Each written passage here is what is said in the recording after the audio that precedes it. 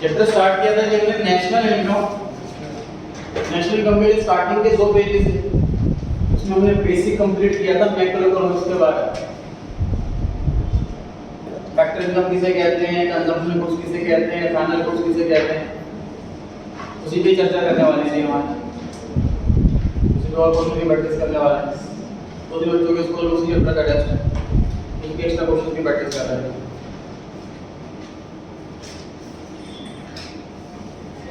पहला क्वेश्चन है इसमें, which of the following are covered under domestic territory of India?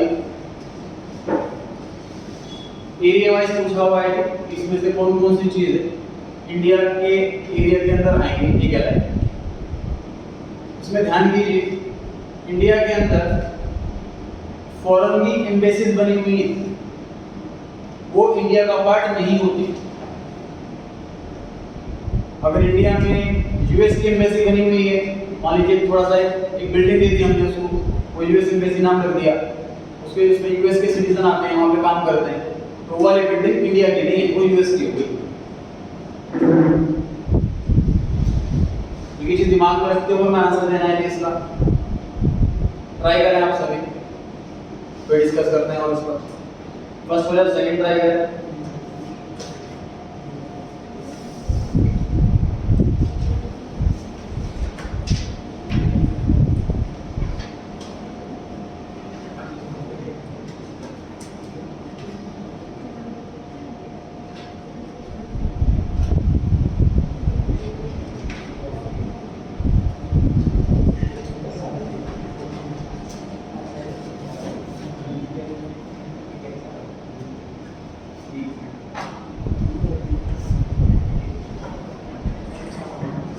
Shivam आपकी बारी, सी ऑप्शन। तो कोई पहले आप ट्राई करें।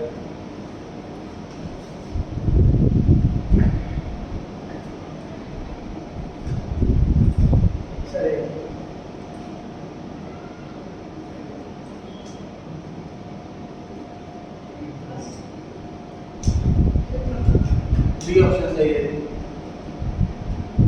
जब ये गलत है तो गलत है, आप बच्चों में से बोलो।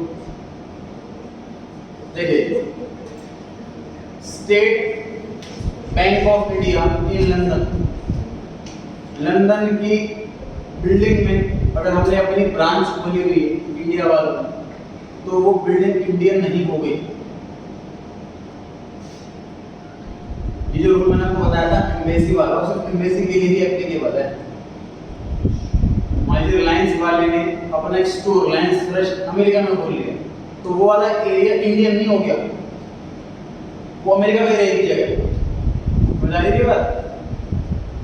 ठीक है, उसमें जो अर्निंग हो रही है उस पर प्रॉफिट पर टैक्स भी लगेगा, वो अमेरिका वाले ही लेंगे। एम्बेसी के लिए वाला रूल है। मतलब सर इंडिया की डोमेस्टिक आएगा क्या क्या, यहाँ से देखो, ये टोटल मान लो इंडिया है, इसके अंदर यहाँ पर अदर कंट्री की एम्बेसी बनी हुई है, तो ये वाला एरिया छोटा पूरा इंडिया है, ठीक। और कंट्रियों में मान लीजिए बड़ी कंट्री है, ये बड़ी कंट्री है, इसके अंदर इंडियन एम्बेसी बनी हुई है, तो ये भी इंडिया का पार्ट हो गया। टोटल इंडिया कितनी हो गई? ये इंडिया माइनस ये प्लस ये, समझ आ गई? पूरा इंडिया माइनस ये अदर कंट्रीज के एम्बेसी प्लस ये, तो इंडिया के एम्बेसी बाकी कंट्रीज, ये टोटल इंडिया ये होगा, ठीक है। अब ट्राई करते हैं सर। ए ऑप्शन तो लंदन के अंदर जगह है, तो लंदन की हुई, इंडिया की नहीं हुई। सी ऑप्शन ऑस्ट्रेलिया की जगह है, तो ऑस्ट्रेलिया की हुई, इंडिया की नहीं हुई। D option Russian embassy India के अंदर है, तो इंडिया के अंदर, लेकिन वो रशियन एम्बेसी है तो रशियन की हो गई। बी ऑप्शन इंडिया में गूगल वाले ने अपना ऑफिस खोला हुआ है, एम्बेसी बनना है, ठीक है, तो इंडिया की है, तो ये हुआ इंडियन डोमेस्टिक टेरिटरी। ध्यान रहेगा। सेकंड ट्राई करेंगे सर।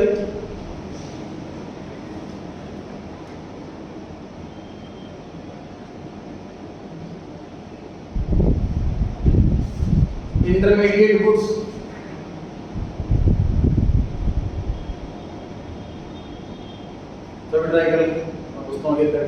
सेकंड होगा फिर ट्राई करें, आपको कोई तकलीफ पर आ सकता है।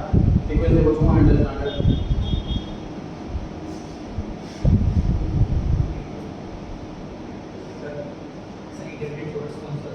बता दो, ट्राई करें, आगे ट्राई करें।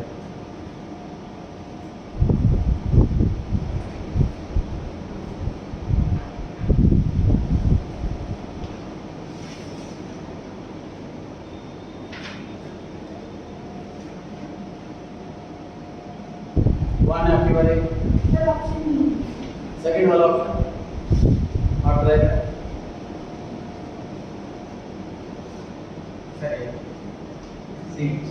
सी ऑप्शन सही है। इंटरमीडिएट गुड्स कौन से होते हैं सर? जो फाइनल गुड्स नहीं हो। फाइनल गुड्स कौन से होते हैं सर?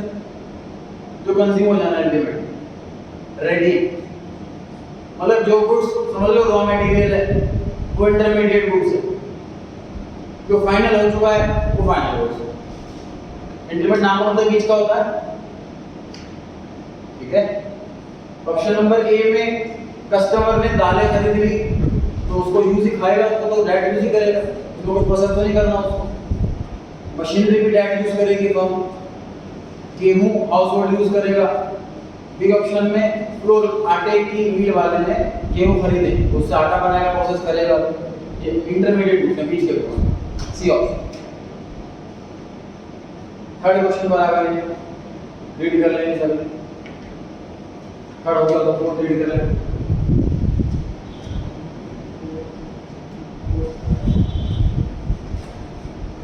सर फोर्थ बताना है, थर्ड बताना है बेटा। थर्ड इसका हो गया, वो खाली बैठा हो तो रेडी कर लेंगे। और आपकी बारी है। हाँ जी, सी ऑप्शन आप ट्राई करें। ऑल ऑफ them सही है। इनमें से कौन सा फाइनल गुड्स नहीं है? मतलब क्वेश्चन इनडायरेक्टली ये कह रहा है इनमें से कौन से इंटरमीडिएट गुड्स है। सर नॉट वाला क्वेश्चन हमेशा कंफ्यूज करता है, डबल अलर्ट होना है, क्वेश्चन नोट वाला आ जाए। लास्ट चैप्टर में मैंने नॉट इनविजिबल वाला क्वेश्चन कराया था, तभी वो आंसर गलत है, नॉट इनविजिबल वाला। फाइनल गुड्स नहीं है मतलब इंटरमीडिएट गुड्स, जो गुड्स अभी आगे काम में आना है। पहला ऑप्शन सर, स्कूल वाले जॉब क्लस्टर ले रहे हैं, इसको यूज करेंगे अपनी सर्विस देने में, अभी काम आगे होना है इसका। फर्टिलाइजर फार्मर यूज कर रहा है, आगे उसकी खेती करेगा। और सी ऑप्शन में बता चुका हूं कि फ्लोर मिल वाला कोई खरीदेगा, गेहूं खरीदेगा, उसको आगे प्रोसेस करने के लिए। मतलब सर जो प्रोडक्ट एक फाइनल गुड बनना है अभी किसी ग्रुप में बनेगा वो, जैसे ए ऑप्शन में चॉक वो विजिबल है, लेकिन वो विजिबल गुड्स ना ये इनविजिबल में कन्वर्ट होने वाला है, जो सर्विस दे रहा है एजुकेशन को। बी ऑप्शन जो फर्टिलाइजर्स हैं वो फार्मर यूज कर रहा है अपने आउटपुट में, गेहूं आएगा जो भी आएगा तो वो चीज अभी कन्वर्ट हो जाएगी किसी और चीज में। जो कन्वर्ट होना बाकी है, कन्वर्जन का प्रोसेस बाकी है, तो इंटरमीडिएट है। जो कन्वर्ट ही नहीं होना, जो कन्वर्ट ही नहीं होना वो फाइनल है। अगर चॉक डस्टर किसी ने अपने बच्चे के लिए खरीदा, घर पे पढ़ाई में उस पर थोड़ा कम इंटरेस्ट आता है उसका, छोटे व्हाइट बोर्ड भी आते हैं बच्चों के लिए घर में प्रैक्टिस करने के लिए व्हाइट बोर्ड मार्कर के साथ, अगर वो खरीदा, हाउस होल्ड ने खरीदा चॉक डस्टर, तो वो फाइनल गुड्स है, क्योंकि वो भी कन्वर्ट नहीं होना किसी प्रोसेस में। कुछ डाउट? सर चॉक डस्टर के तरीके से फाइनल गुड होता है। अगर आए तो मैंने चॉक डस्टर एक बार बताओ, चॉक डस्टर फाइनल है और फर्टिलाइजर फाइनल नहीं, ऐसे कैसे बताओ? सर चॉक डस्टर आगे कन्वर्ट होते हैं और फर्टिलाइजर को डायरेक्ट कंज्यूम कर सकते हैं। जो चीज हमें डायरेक्टली दिख रही है, ऐसा नहीं कि वही कन्वर्ट हो रही है। चॉक डस्टर हमारा खरीदने के बाद उसे कन्वर्ट करना है, उसको सेल कर रहे हैं ना। जब स्कूल वाले अपनी फीस डिसाइड करेंगे तो अपनी सारी कॉस्ट ऐड करेंगे उसके अंदर, चॉक डस्टर ही क्यों ना वो भी ऐड करें, एक बात है। वो होती कॉस्ट का पार्ट, उनके लिए इंटरमीडिएट गुड्स है, उनके लिए रॉ मटेरियल है, उनको डस्टर नहीं बेचना लेकिन गुड्स अपनी सर्विस बेचनी है ना एजुकेशन की। उनके चॉक डस्टर मैंने खरीदा हुआ है, ये इंटरमीडिएट गुड्स है।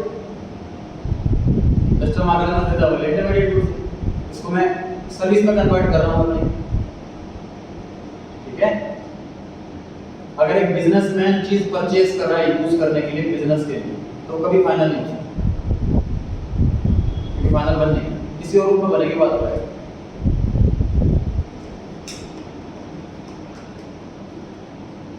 ठीक है, फोर्थ क्वेश्चन पर आ गए सभी रेड करें।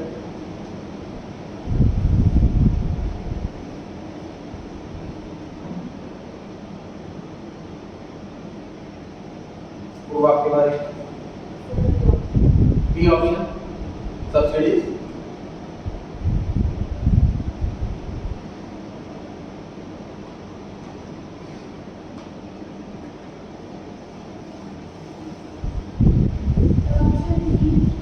सी ऑप्शन फोर्थ। फैक्टर कॉस्ट का मतलब क्या होता है सर?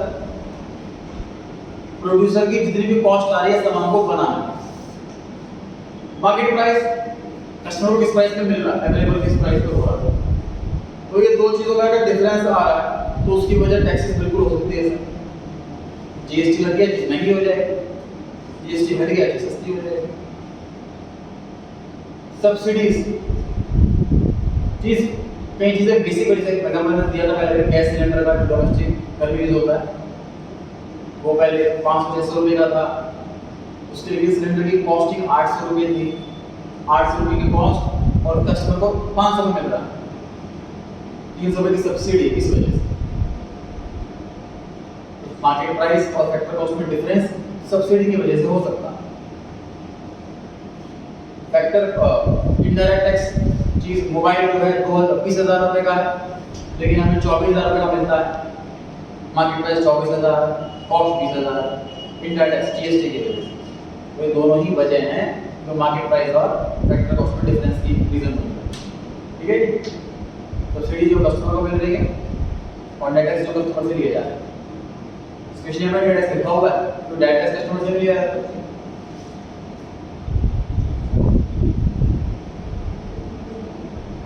बाकी सब रीड कर लेते हैं 6, 7, 8 में डिस्कस करते हैं।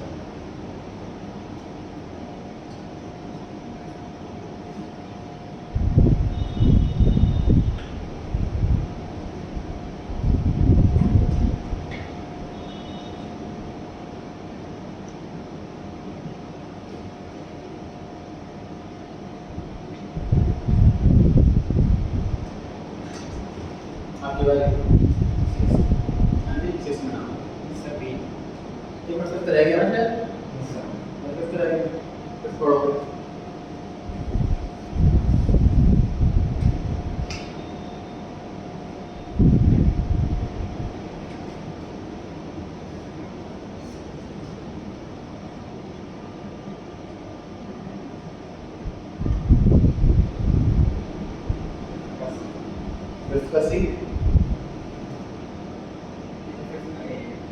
ए ऑप्शन सी ऑप्शन सही है जी। अब एग्जांपल दिया मैंने गैस सिलेंडर का, मेरे का क्वेश्चन है ना, फैक्टर कॉस्ट ज्यादा है मार्केट प्राइस से, गैस सिलेंडर मैन्युफैक्चरर को 800 रुपए का पड़ रहा है, लेकिन मार्केट में सिर्फ 500 रुपए का मिल रहा है। ये पांच की बता रहा हूं, प्रैक्टिकली ऐसा नहीं है। फैक्टर कॉस्ट ज्यादा है मार्केट प्राइस, ऐसा कब हो सकता है? बट सब्सिडी ज्यादा हो तभी हो सकता है ऐसा। सी ऑप्शन में लिखा हुआ है सब्सिडी ज्यादा है टैक्स कम, तभी ऐसा हो सकता है। इनडायरेक्ट टैक्स की वजह से चीज महंगी होगी, सब्सिडी में सस्ती होगी, तो सस्ती हो रही है सोसाइटी के अंदर क्योंकि कॉस्ट ज्यादा है, मार्केट प्राइस कम, तो लोगों को सस्ती मिल रही है, सब्सिडी ज्यादा है टैक्स कम। C option. 6 क्वेश्चन पढ़ लेते हैं। A option sir, final goods के दो ही पर्पस हैं, तो कंजम्पशन, गमले में जो कस्टर का अगर घर पे यूज कर रहे हैं तो फाइनल कंजम्पशन हो गया, तो कंजम्पशन ऑप्शन आ गया। दूसरा इन्वेस्टमेंट, इन्वेस्टमेंट का एग्जांपल बता दो। एक बिजनेसमैन ने मशीनरी खरीदी, मशीन बिल्कुल फाइनल गुड्स से तैयार है, बिजनेसमैन को लेकिन आगे यूज करना है, तो इन्वेस्टमेंट के लिए या कंजम्पशन के लिए यूज की जाने वाली चीज फाइनल गुड्स होती है, और आगे प्रोसेस करने के लिए वो इंटरमीडिएट गुड्स होती है। रीसेल मतलब इंटरमीडिएट।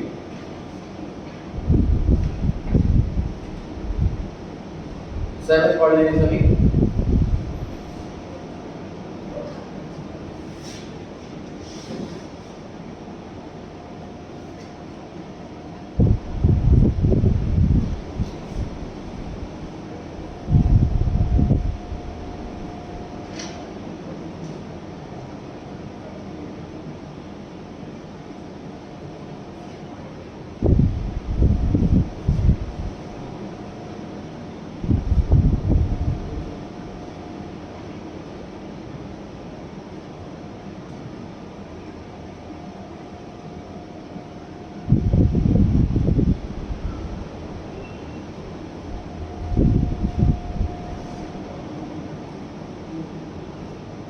क्वेश्चन आपके बारे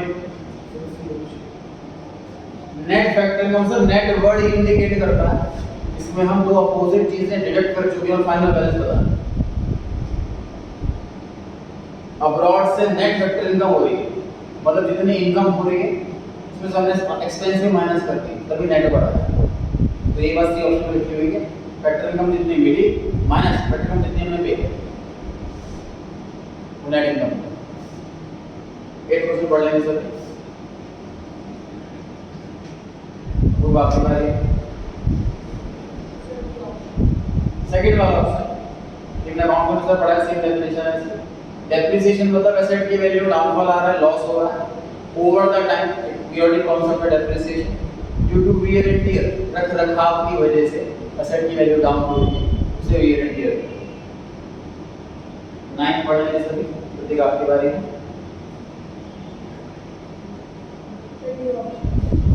जी लास्ट वाला ऑप्शन सर, मार्केट प्राइस पर फैक्टर कॉस्ट दोनों की दोनों बराबर कब हो सकती हैं, जब ना तो इनडायरेक्ट टैक्स हो और ना सब्सिडी हो। कोई दूसरा केस भी बताओ, उसकी तो आंसर सही है, ठीक, कोई ऐसा ऑप्शन वो भी सही होता,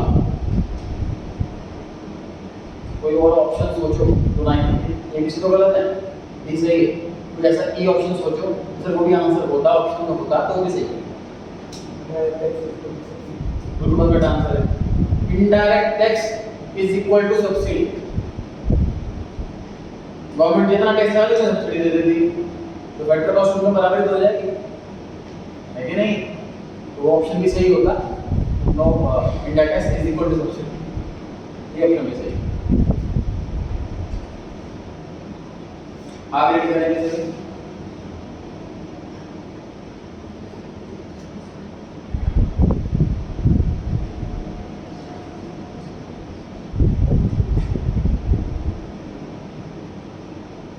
इसके बारे में ऑप्शन ठीक है, लास्ट वाला ऑप्शन। फिर ट्रांसफर को किसे कहते हैं बताइए?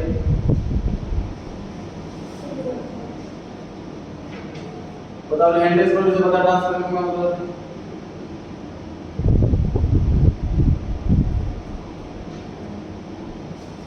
ट्रांसफर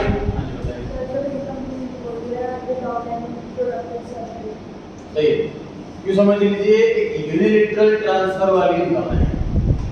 यूनिलैटरल मतलब सिंगल साइड, यूनिलैटरल ट्रांसफर वाली इनकम है ट्रांसफर इनकम। पैसे आ रहे हैं, इनकम हो रही है, लेकिन बदले में कुछ नहीं देना, इसे कहते हैं यूनिलैटरल।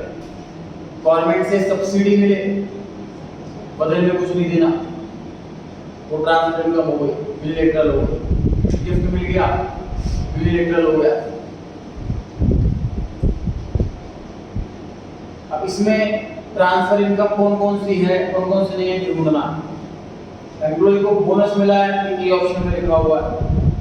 अनएम्प्लॉयमेंट अलाउंस, इसकी जॉब नहीं है, बेरोजगार, उसको गवर्नमेंट पैसे दे रही है। C option compensation from employer, mishappening हो जाती है एम्प्लॉय के साथ तो एम्प्लॉयर इसे कॉम्पेंसेट करता है कुछ पैसे दे करके। अगर वर्किंग बिजनेस वर्किंग आवर्स के अंदर कुछ चोट लग जाती है एम्प्लॉय को, तो एम्प्लॉयर उसको कॉम्पेंसेशन देता है इलाज के साथ साथ, तो वो है सी ऑप्शन। तो आपको बताना है कि कौन सी है ट्रांसफर।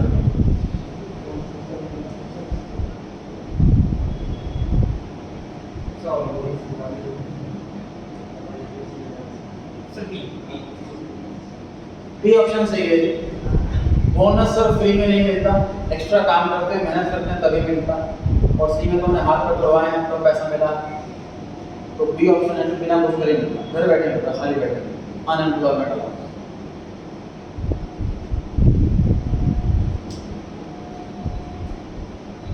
बी ऑप्शन आंसर है। 11 पढ़ेंगे सर।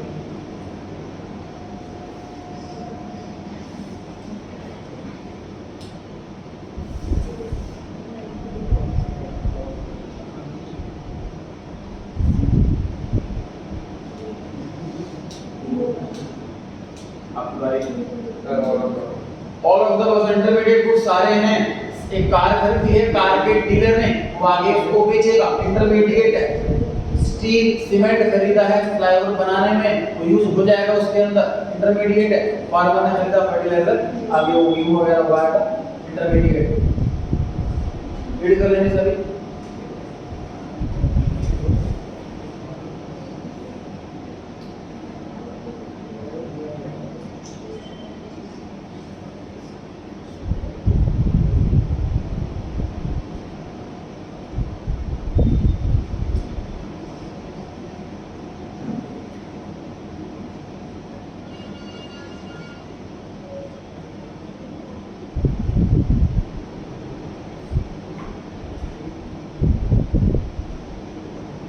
आपकी बारी। C option, sugar purchase by a sweet shop, तो शुगर सर को इस्तेमाल करेगा स्वीट्स बनाने के लिए, मिठाई बनाने के लिए, इंटरमीडिएट गुड्स को। और एक कस्टमर ने खरीद लिया, वो परचेज कर लिया, तो डेट से कंज्यूम करेगा, फाइनल गुड्स होगा। इसी ऑप्शन का है। शुगर की बात हो रही है या स्वीट की बात हो रही है? बाय द डेट शुगर के अलावा किसकी बात हो सकती है आपके पास? सर जो बन गया।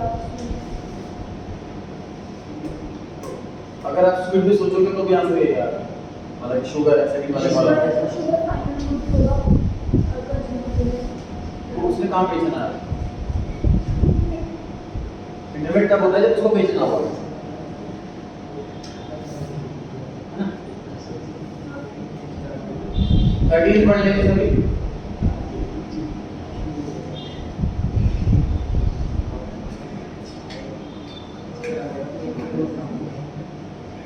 इसके बाद ये कौन सा बी लास्ट वाला, इनडायरेक्ट टैक्स। फिर फैक्टर कॉस्ट में प्लस होता है इनडायरेक्ट टैक्स, माइनस भी वही होगा। एक साइड प्लस का है साइन, एक साइड माइनस का है साइन।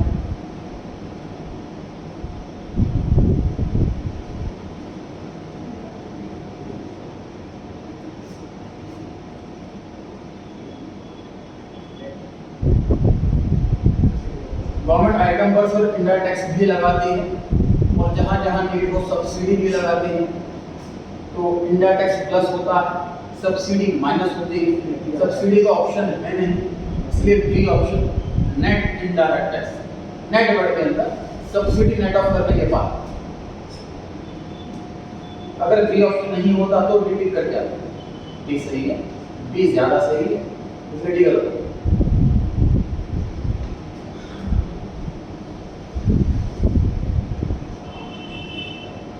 रीड कर लेंगे सभी।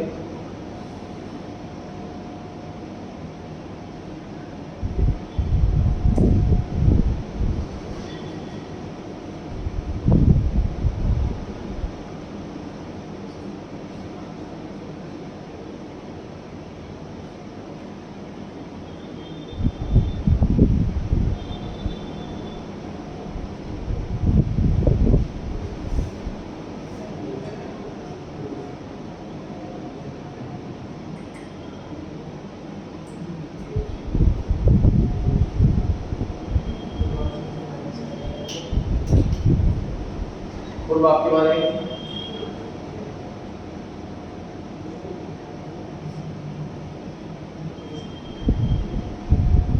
ठीक है,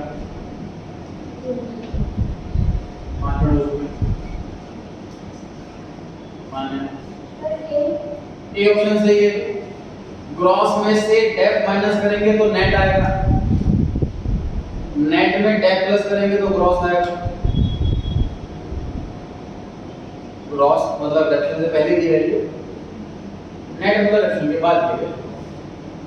ग्रॉस माइनस डेप नेट, और डेप्शन को उधर ले जाओ तो नेट प्लस डेप ग्रॉस, और दैट फॉर्मूला बन रहा है ए ऑप्शन। फिर देखो 15 क्वेश्चन। हां जी सर ऑप्शन सी में डोमेस्टिक और नेशनल का क्या मतलब है? डोमेस्टिक और नेशनल की इनकम होती है, पढ़ाई नहीं की तक आप, इसलिए तो हम वैसे ही कर लेते हैं, हम डिस्कस कर लेते हैं। 15 पढ़ लेंगे सभी।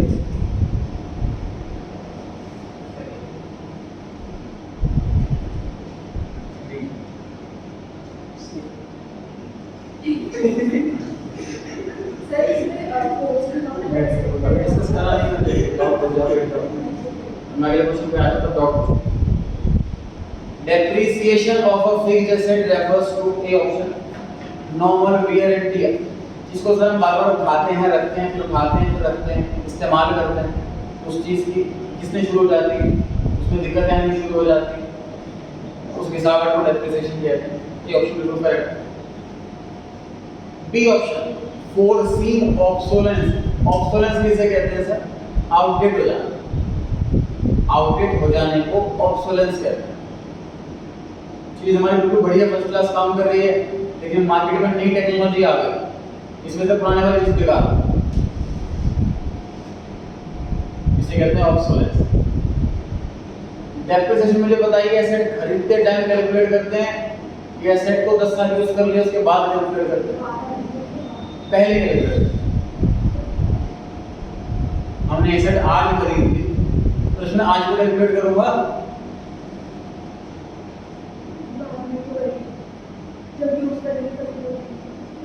डेप्रिसिएशन कैलकुलेट पहले किया जाता है।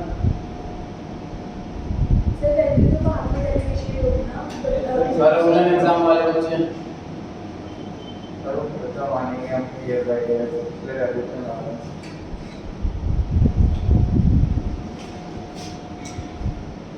2020 में 10 लाख की मशीनरी खरीदी,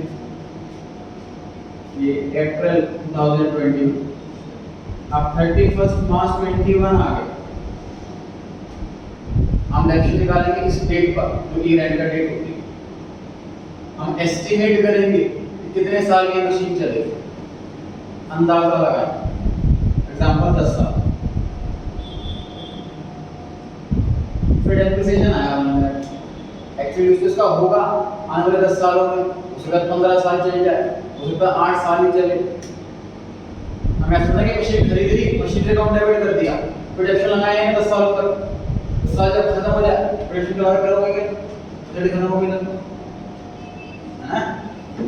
डेप्रिसिएशन हम जिस साल खरीदी है उसी साल लगाते हैं, उस साल की डेप्रिसिएशन मार्च, और इसका एक्चुअल यूज किसी साल हुए नहीं यूज, किसी साल ओवर टाइम करा डबल यूज हो गई, ये चीज हम देखते ही नहीं अकाउंटेंट, हम फ्लैट रेट लगा देते हैं। जो पोस्ट अकाउंटेंट होते हैं वो एक्चुअल यूज देखते हैं एसेट का, कितनी यूनिट्स बनी, फाइनेंशियल अकाउंटेंट नहीं देखते। तो एसेट जो है, डेप्रिसिएशन जो है वो स्टार्टिंग में पहले साल ही लगाया जाता है, 10 साल बाद में लगाया जाता है। ये समझ लीजिए, क्लियर होगी बात? कैलकुलेट हमने उसी साल कर लिया जिस साल खरीदी, 1 लाख का डेप्रिसिएशन आया, हर साल 1 लाख लिखते रहेंगे, कैलकुलेशन हमने पहले साल करी, ठीक बात है। अब ध्यान से देखिए, ये एसेट मैंने खरीदी है आज, मैं आज ही अंदाजा लगाऊंगा कि यार मार्केट में नई टेक्नोलॉजी आ सकती है, कितने साल बाद आ सकती है अंदाजा लगाऊंगा। सपोज 5 साल बाद आ सकती है नई टेक्नोलॉजी, मशीन पे डाल जाएगी 5 साल बाद, तो मैं यहाँ पे 10 की जगह 5 कर दूंगा, ठीक बात है। दिस इज फोरसीन ऑब्सोलेंस, इसको हम देख सकते हैं, सोच सकते हैं, एस्टिमेट कर सकते हैं, अचानक से आके अनफोर्सीन नहीं। जैसे एक्सपेक्ट कर रहे हैं सर इंडिया के अंदर जो मोटरसाइकिल है, जो कार है वो इलेक्ट्रिक हो जाएगी, this can be a foreseen obsolescence. After 10 years शायद पेट्रोल वाली कार बिकेगी ना, this is a foreseen obsolescence. Unforeseen मान लीजिए वैसे टेक्नोलॉजी आ गई जहाँ पे पानी से कार चल रही है, फॉर एग्जांपल वैसी टेक्नोलॉजी आ गई, दिस इज अनफोर्सीन ऑब्सोलेंस। कोई अनफोर्सीन, तो हमारी इलेक्ट्रिसिटी वाली जो हमने मशीन खरीदी, इलेक्ट्रिसिटी वाली कार में वो मशीन बेकार हो जाएगी, वो अनफोर्सीन, वो पहले से प्रेडिक्ट नहीं कर सकते। तो डेप्रिसिएशन की कैलकुलेशन में फोर्सीन वाली ऑब्सोलेंस आती है, अनफोर्सीन वाली नहीं। क्लियर बात है? ए ऑप्शन भी सही है, बी ऑप्शन भी सही है, सी ऑप्शन में बोथ है इसलिए C option answer. D option में अनफोर्सीन इसलिए गलत हो गया। डेप्रिसिएशन जो कि हम डेप्रिसिएशन हमेशा हम प्रेडिक्ट करते हैं कितने साल चल जाएगी, कितने ऑब्सोलेंस हो जाएगी, प्रेडिक्शन से चलती है डेप्रिसिएशन। अनफोर्सीन अचानक से आ गया तो वो डेप्रिसिएशन काउंट नहीं होगा। क्लियर हो गई बात?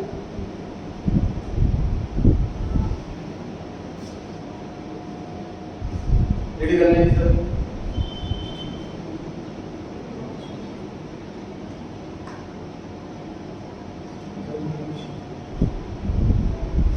बारी चल रही है।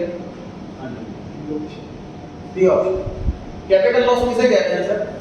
जो नॉर्मल लॉस नहीं होता, जो रिवेन्यू होता है। लॉस के दो कैटेगरी, जैसे एक्सपेंडिचर की दो category, capital expenditure, revenue expenditure. ऐसे लॉस की दो category, revenue expense, capital expense. जो रिकरिंग नेचर का जो नॉर्मल है, जो होना ही होना है, वो रिवेन्यू लॉस है। Exceptional loss capital loss. जैसे इंश्योरेंस का प्रीमियम हर साल जाएगा, ये revenue loss. Loss by fire हो गया, वो कैपिटल लॉस। तो अनफोर्सिन ऑब्सोलेंस आ गया, अचानक से कोई नई टेक्नोलॉजी आ गई, पुरानी मशीनरी भी बेकार हो गई, कैपिटल लॉस हो गया। B option. यहीं पर अगर फोर्सिन ऑब्सोलेंस लिखा होता तो सी ऑप्शन आंसर आ जाता। फिर मेरी बात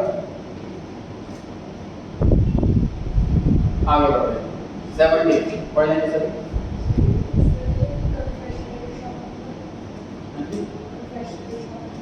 जहाँ पे कोल्ड ड्रिंक वगैरह मिलती है,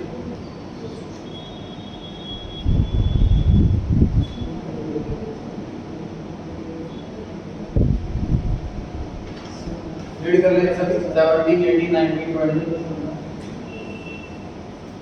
नहीं कर रहा है, तो रीड कर लेंगे। चार क्वेश्चन रीड कर लेंगे सभी।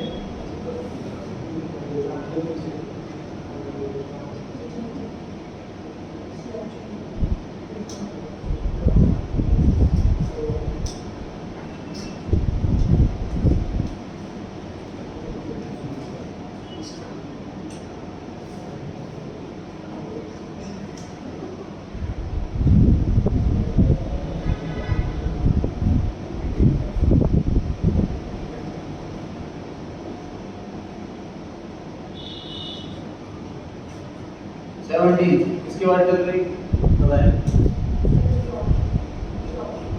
डी लास्ट वाला सही है। Both A and C final goods, जो गुड्स बिल्कुल रेडी हो चुके हैं, तैयार हो चुके हैं, उसमें आगे प्रोसेस की जरूरत नहीं। फाइनल गुड्स उसे कहते हैं। कैपिटल गुड्स जो बिजनेसमैन खरीदे, एसेट्स खरीदे बिजनेसमैन, जैसे मशीनरी, फर्नीचर, बिल्डिंग, उसे कहते हैं capital goods, assets of businessman. A और सी दोनों सही है, इसलिए डी ऑप्शन। फाइनल गुड्स के दो पार्ट होते हैं।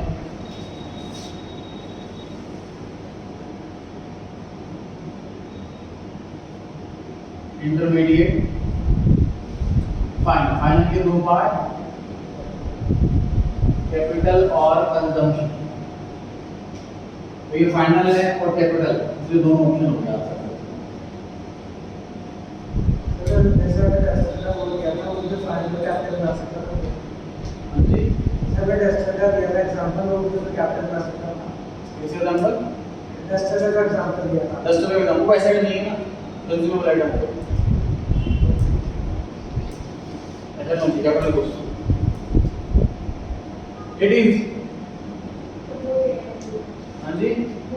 Both A and B non durable, मतलब इसकी शेल्फ लाइफ जो होती है वो छोटी होती है, शॉर्ट शेल्फ लाइफ कहते हैं।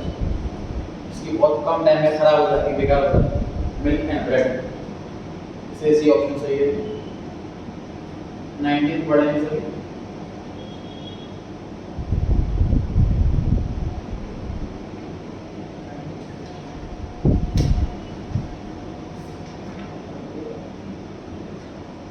इसके बाद चल रही सही है। Addition to capital stock of a company, capital stock मतलब कितना पैसा कंपनी के अंदर लगा हुआ है, हम और इन्वेस्टमेंट करते हैं तो हमारी कैपिटल स्टॉक बढ़ जाता है, लॉस की वजह से घट जाता है। तो एडिशन होगी इन्वेस्टमेंट पे, इतना ज़्यादा पैसा मैं इन्वेस्ट करूँगा बैंक में और एफडी करूँगा तो घटने के अंदर और कैपिटल बढ़ेगा।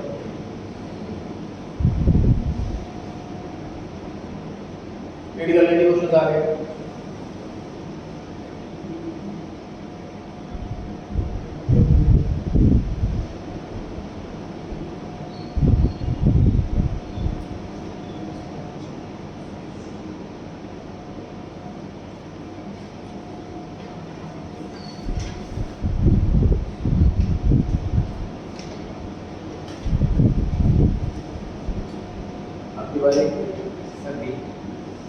बी ऑप्शन सर इंडिया में अगर जापानीज एम्बेसी है तो वो जापान का पार्ट रहेगा, इंडिया का पार्ट नहीं रहेगा। बी ऑप्शन बिल्कुल करेक्ट। 21 वर्ड है, सभी वर्ड है 21। मैं आपसे स्टूडेंट्स से पूछ रहा था कि बाकी सब रीड कर ये ना मैं नंबर वाले रीड करूं, मैं फालतू रीड करूं।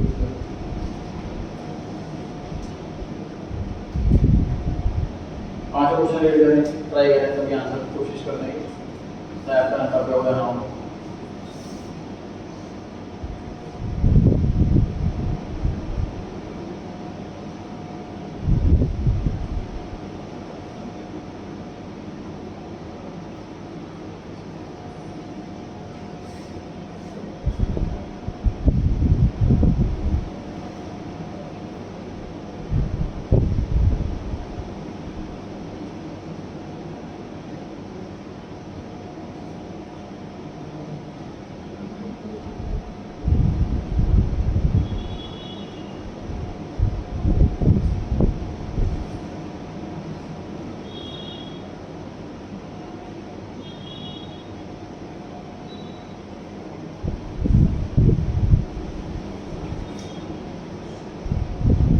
जी किस क्वेश्चन नंबर?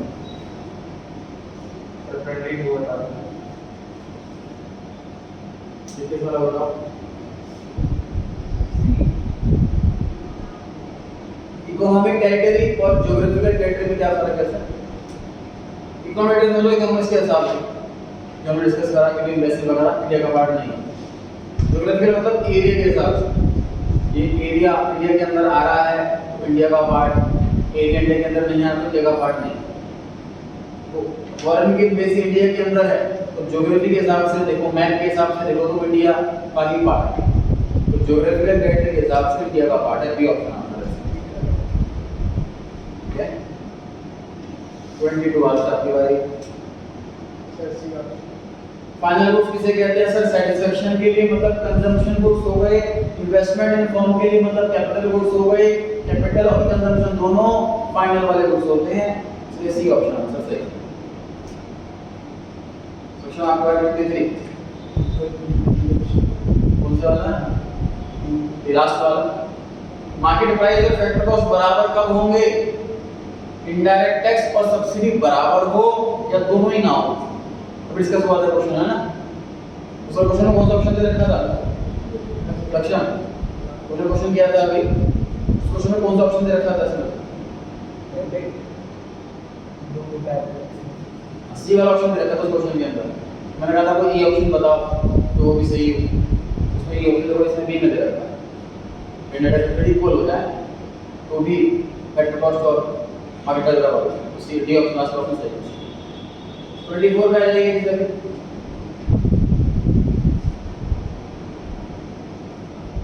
डोमेस्टिक इनकम का ज्यादा डिस्कशन नहीं हुआ, तो डोमेस्टिक इनकम ज्यादा हो सकती है, कम भी हो सकती है, कुछ भी हो सकता है। मे और मे नॉट भी आंसर है सर, इसका तो नहीं बता देता क्योंकि डिस्कस होना है टॉपिक की डिटेल। 25 पर आ गए हैं, तो आपकी बात चल रही है। कौन सा बताया? बी सेकंड वाला ऑप्शन। शुगर केन जो है, जो गन्ना है वो इस्तेमाल होगा चीनी बनने के लिए, तो इंटरमीडिएट गुड्स है, फाइनल गुड्स नहीं। बी ऑप्शन सही है इसके अंदर।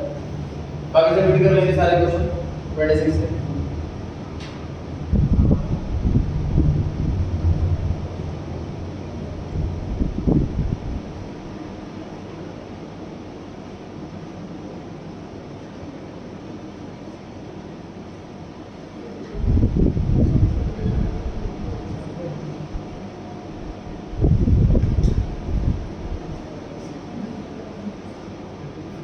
ट्वेंटी 7 स्किप करते हैं, नेशनल वाला पढ़ाएंगे।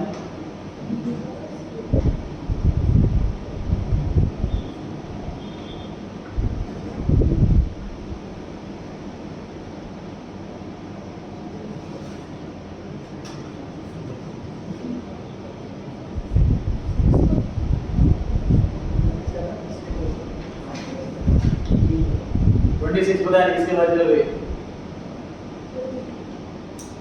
सेकंड वाला सब्सिडी का मतलब सेलिंग का प्राइस जो है वो कॉस्ट से भी कम है, तो सब्सिडी मतलब भी ऐसा होता है। बी ऑप्शन करेक्ट है। 28 ऑप्शन डी लास्ट वाला all of the sir final goods A option में कंजम्पशन वाला, बी और सी ऑप्शन में कैपिटल वाला, इसलिए डी ऑप्शन करेक्ट।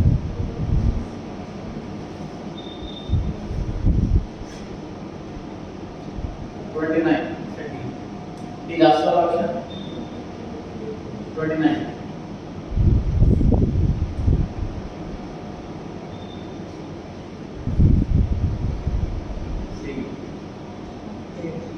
ए ऑप्शन अनएक्सपेक्टेड वर्ड लिखा हुआ है, साफ साफ ध्यान से पढ़ें। सर डिमांड में चेंज तो बार बार आता है, कभी डिमांड बढ़ती है कभी डिमांड घटती है।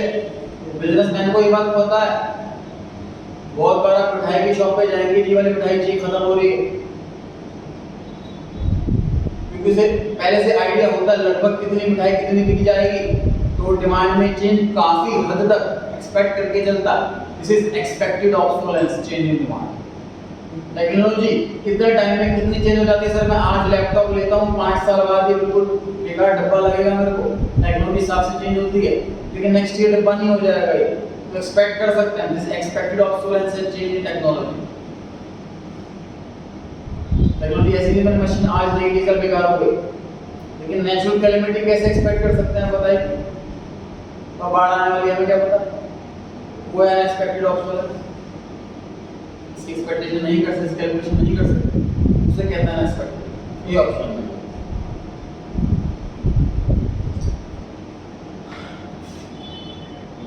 रीड कर लेंगे सारे क्वेश्चन सभी।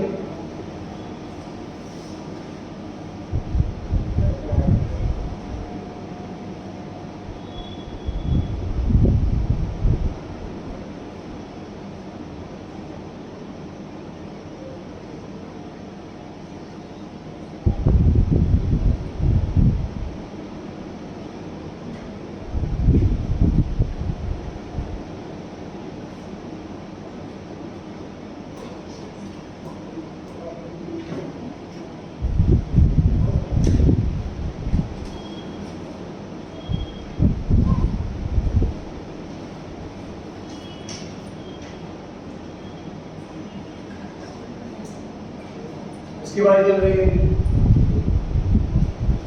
30 क्वेश्चन और करो। फिर मार्केट वैल्यू 7.5 लाख रुपए थी खरीदते टाइम, आज की डेट में 4.5 लाख रुपए रहेगी 2 साल के बाद। तो मैंने यूज करा, इसलिए भी वैल्यू कम हुई, पुरानी हो गई इसलिए भी वैल्यू कम हुई, और एक्सपेक्टेड ऑब्सोलेंस 1-2 साल पुरानी कार की वैल्यू कम होगी, ये एक्सपेक्टेड भी। सारे आंसर सही, all of 31 C option. Final goods तो होते हैं कैपिटल और कंजम्पशन। ए ऑप्शन में कंजम्पशन आ गया, बी में कैपिटल वाला आ गया, इसलिए फाइनल दोनों सी ऑप्शन आंसर आ गया। 32 foreign embassies in India are part of India's. हाँ जी, डी ऑप्शन सही है जी। इकोनॉमिक टेरिटरी नहीं है, डोमेस्टिक टेरिटरी नहीं है, ज्योग्राफिकल टेरिटरी। तो ज्योग्राफिकल ऑप्शन नहीं था, इसलिए none of this.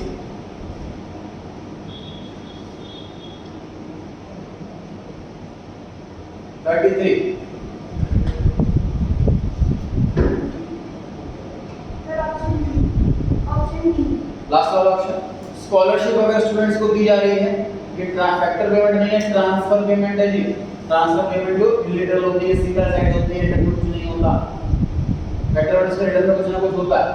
Free uniform to defence personnel, तो उन्होंने सर्विस दी है, फ्री में दे रहे हैं, मतलब सैलरी के अलावा से दे रहे हैं, बदले में ऐसा कुछ भी नहीं है, ऐसा कुछ नहीं।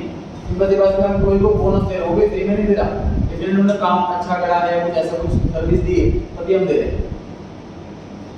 ऐसे बी ऑप्शन में मेंबर ऑफ पार्लियामेंट सब पार्लियामेंट में आ रहे हैं, डिस्कशन का पार्ट बनते हैं, वोट देते हैं, सही गलत को समझते हैं, उनको सैलरी मिल रही है। ओनर को रेंट देने के लिए, वो अपनी बिल्डिंग यूज करने के लिए दे रहा है। सिर्फ डी ऑप्शन ऐसा है, तो बदले में कुछ भी नहीं हो रहा। स्कॉलरशिप रीड कर लेंगे सभी।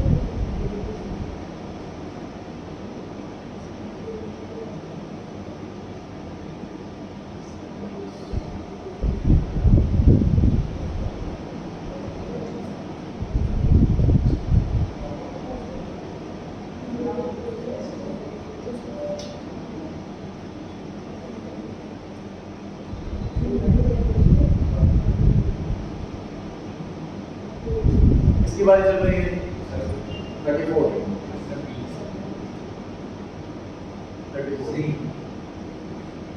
A car purchased by a household is a एक किसी घर में कार खरीदी गई है और वो सिंगल यूज हो या दो लोग यूज करें चार लोग यूज करें ये मैटर नहीं करता। ड्यूरेबल ये वर्ड हमने पढ़ा था इसकी शॉर्ट लाइफ होती है, इसको नॉन ड्यूरेबल कहते हैं। इसकी शॉर्ट लाइफ नहीं होती, इसको ड्यूरेबल, बाकी को शॉर्ट लाइफ नहीं होती तो वो ड्यूरेबल है, ड्यूरेबल कंज्यूमर गुड्स। 35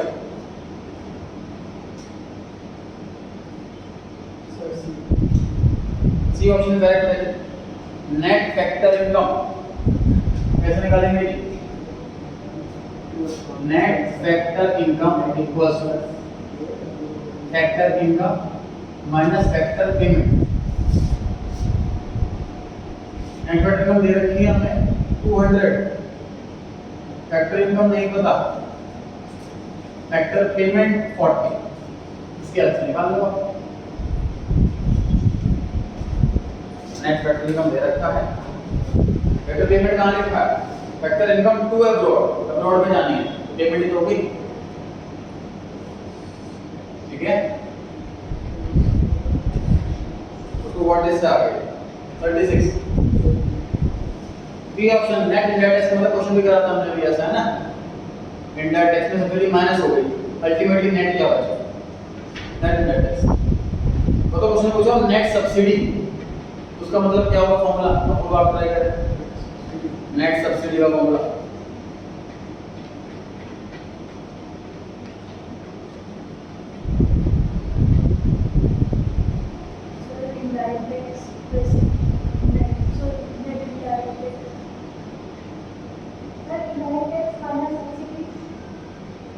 ये फॉर्मूला तो नेट इनडायरेक्ट टैक्स का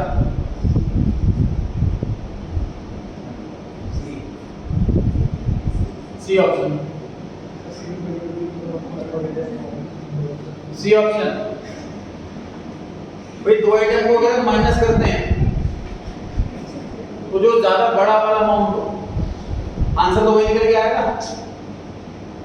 इसमें बड़ा बैलेंस पेमेंट के अंदर कि नेट आउटफ्लो या नेट इनफ्लो, नेट आउटफ्लो आएगा कैसे पता? तो आउटफ्लो ज्यादा है इनफ्लो कम है, नेट इनफ्लो का मतलब इनफ्लो ज्यादा आउटफ्लो कम है।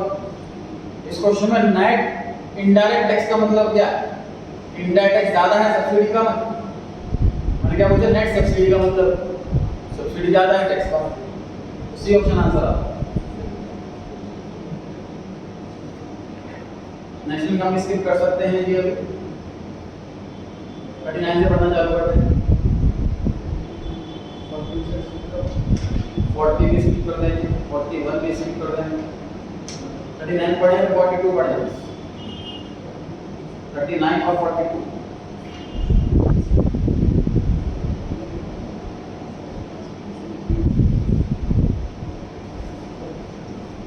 इसकी बात चल रही है 39 ये ऑप्शन।